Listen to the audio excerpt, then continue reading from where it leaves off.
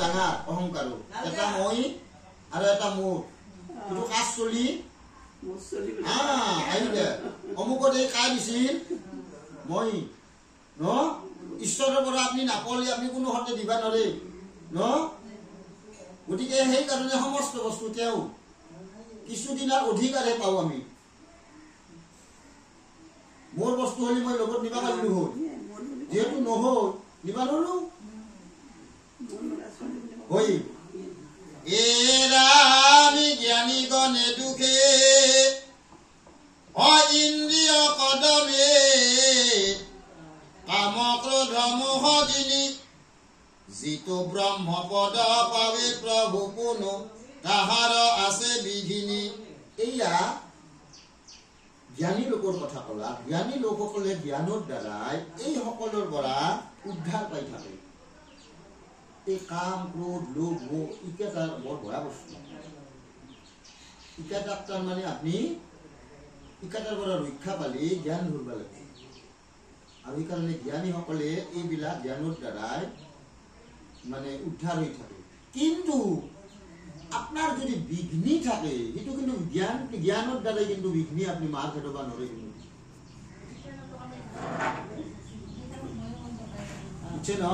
বিঘ্নি থাকলে আপনি জ্ঞানের দ্বারা মার খেটবা নরে যে কেনে হে মই বইনিটুক লৈ একঠেন যাই আছো বইনিটুক লৈ একঠেন যাই আছো কোনবা হয়তো দুটা বদমাছ লৰাই কিবা নানা ধৰণৰ আমাক ঠাট্টা তামসা করলা ন ওরা তেতিয়া তার মানে মোর ক্রোধ উঠবো ন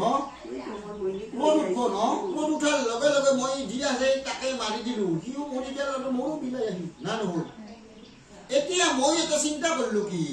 সালা মোর হাতত এটা বুড়া আই আছে ধন্যটো আছে সৰু সৰু দুটা চলি আছে মোর কিবা এটা হলে আহাক নোপালে কায় না কি আহাক নো পালবো কায়দান মানে মোর কিবা এটা হই গেল নিছুন মই বট করলু মোর মুখ আহাক কা পালবো